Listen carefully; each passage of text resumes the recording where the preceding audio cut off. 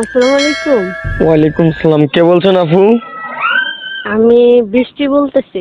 বয়স কত? 18। বয়স 18। তো ফ্যামিলিতে কে কে আছে?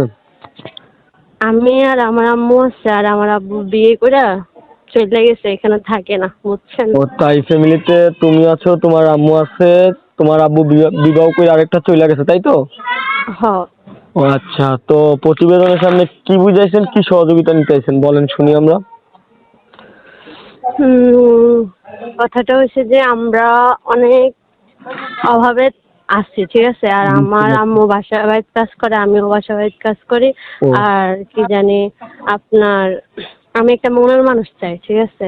যে সব দিক আচ্ছা। দিয়ে ভালো হবে, আমাকে হেল্প করতে পারবে, আমাকে সব কিনা দিয়ে সাহায্য করতে পারবে। একটা এরকম একটা মনের মানুষ চাই, আর কিছু না।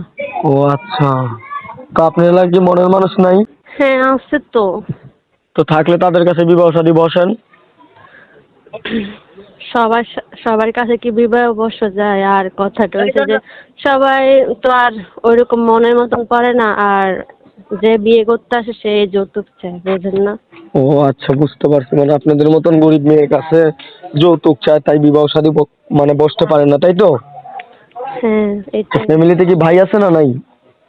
বলছে তো। আমি আর আমার আম্মু আছি, আর কেউ ও নাই। আচ্ছা, ঠিক আছে।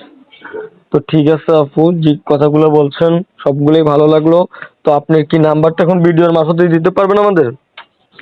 না ভাই, আমি তো বাটন মোবাইল চালাই, হুম। ভিডিও তো চালাই না, কারণ অভাবের সংসার, নিজে বাসা বাড়ির কাজ করে খাই, বোঝেন তো। এই নাম্বার আবার ফোন দিলে তোমার স্বামী টামি ধরবে নাকি?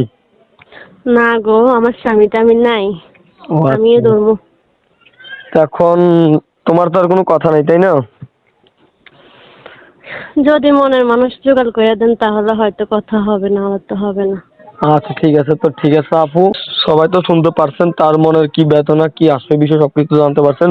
মেয়েটার সাথে হয়তো যোগাযোগ করে দেখতেও পারেন।